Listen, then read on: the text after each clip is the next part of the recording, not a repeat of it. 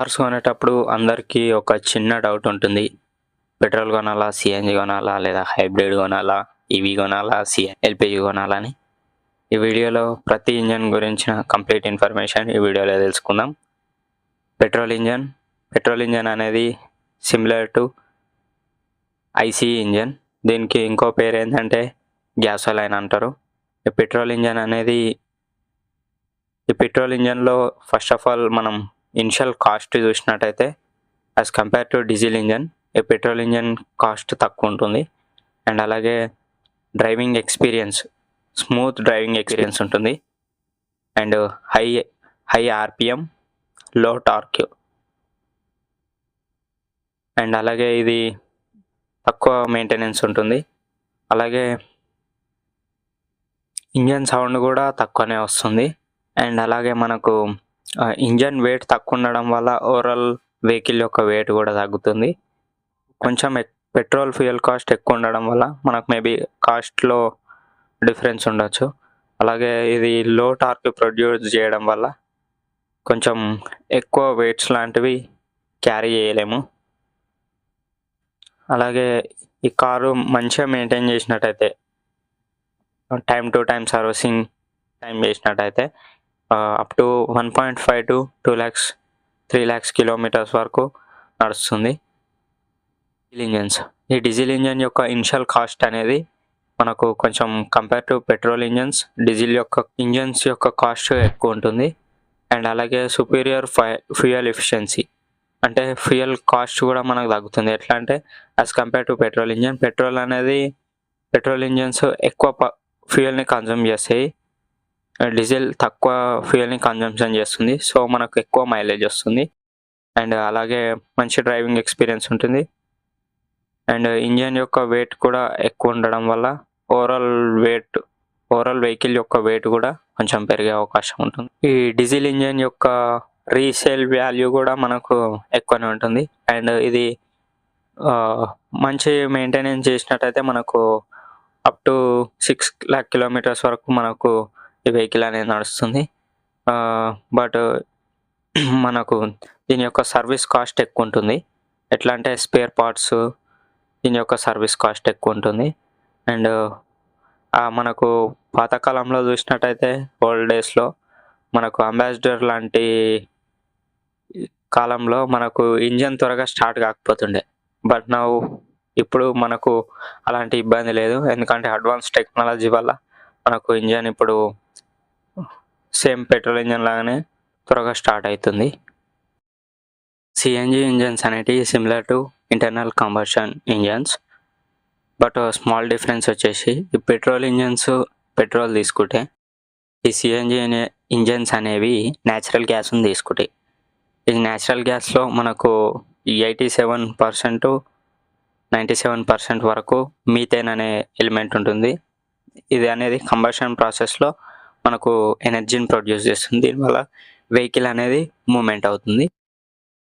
So first of all ఈ natural gas అనేది high pressure సిలిండర్స్లలో store అయ్యి ఇంజన్లోకి ఎంటర్ అయ్యే ముందు లో ప్రెజర్లో ఎంటర్ అవుతుంది. దీనివల్ల మనకు ఎలాగైతే ఐసీ ఇంజన్, పెట్రోల్ ఇంజన్స్లో మనకు ఎలా కంబషన్ ప్రాసెస్ అయితే జరుగుతుందో సేమ్ ప్రాసెస్ ఈ సిఎన్జి గ్యాస్తోని మనకు కంబషన్ ప్రాసెస్ అనేది అవుతుంది. దీనివల్ల మనకు ఎనర్జీ ప్రొడ్యూస్ అయ్యి వెహికల్ మూమెంట్ అవుతుంది.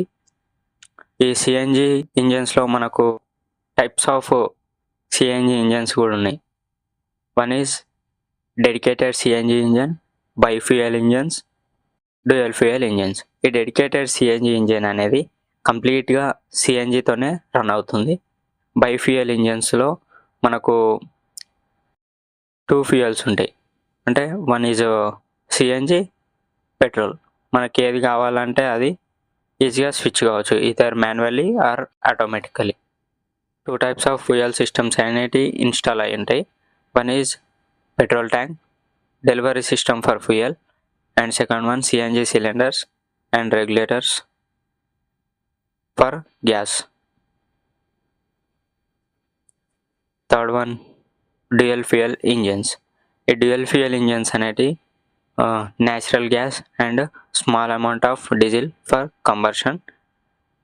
దీంతో సేమ్ ఐసీ ఇంజన్ లానే సేమ్ ఎలాగైతే కంబషన్ ప్రాసెస్ అవుతుందో ఆ కంబషన్ ప్రాసెస్ నుంచి ఎనర్జీ ప్రొడ్యూస్ అయ్యి వెహికల్ అనేది మూవ్మెంట్ అవుతుంది. ఎల్పిజి ఇంజన్స్, ఈ ఎల్పిజి ఇంజన్స్ అనేవి similar to IC engines, but it run with LPG.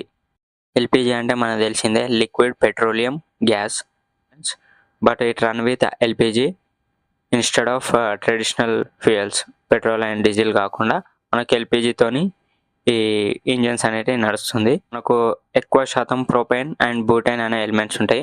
ఇవి కంబషన్ ప్రాసెస్లో హెల్ప్ చేసి ఎనర్జీని ప్రొడ్యూస్ చేస్తాయి. దీనివల్ల మనకు వెహికల్ మూమెంట్ అనేది అవుతుంది. ఎలక్ట్రిక్ వెహికల్స్ ఇవి అంటాం జనరల్గా మనం.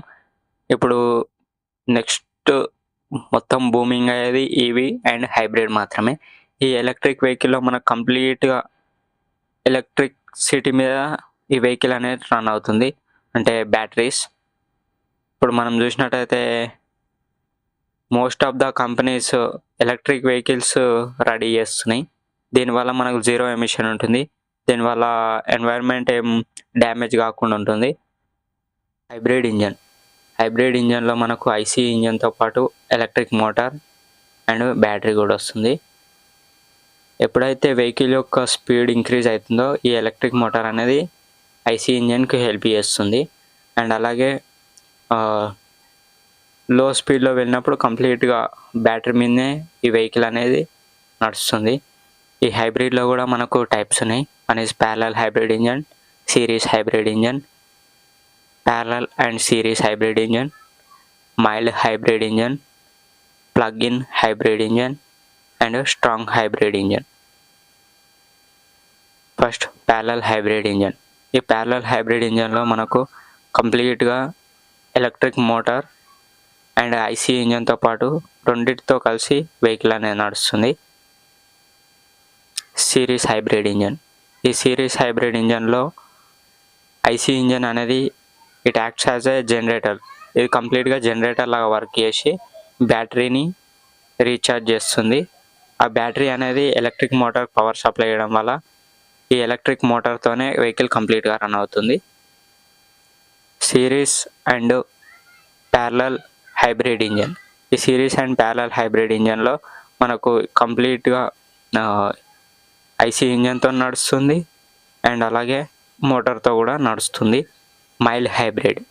ఈ మైల్డ్ హైబ్రిడ్ ఇంజన్స్లో ఒక ఐసీ ఇంజన్తో పాటు మనకు ఒక చిన్న ఎలక్ట్రిక్ మోటార్ వస్తుంది. ఈ ఎలక్ట్రిక్ మోటార్ అనేది ఇండిపెండెంట్గా వెహికల్ని మూవ్ చేయలేదు, బట్ ఇంజన్ మీద లోడ్ తగ్గించడానికి కొన్ని automatic start and stop futures వంటివి వాటిలో ఇంజన్ పై లోడ్ పడకుండా హెల్ప్ చేస్తుంది. ప్లగ్-ఇన్ హైబ్రిడ్ ఇంజన్స్లో మనకు విత్ ఐసీ ఇంజన్తో పాటు ఒక పెద్ద బ్యాటరీ ప్యాకేజ్ వస్తుంది. దీన్ని మనం ఎక్స్టర్నల్గా ఛార్జ్ చేయాల్సి ఉంటుంది. మనం కంప్లీట్గా ఈవీలో నడుపుకోవచ్చు, కంప్లీట్గా ఐసీ ఇంజన్తో పాటు నడుపుకోవచ్చు. Full hybrid, it is also called as strong hybrid అంటాం. This is the most common hybrid type. ఈ హైబ్రిడ్ ఇంజన్లో మనకు కంప్లీట్గా ఐసీ ఇంజన్తో నడుస్తుంది, అలాగే ఇవి ఎలక్ట్రిక్ మోటార్తో కూడా నడుస్తుంది. ఇది రీజనరేటివ్ బ్రేకింగ్ ద్వారా ఎలక్ట్రిసిటీని బ్యాటరీలో స్టోర్ చేసుకుంటుంది. మనం దీన్ని ఎక్స్టర్నల్గా ఛార్జ్ చేయాల్సిన అవసరం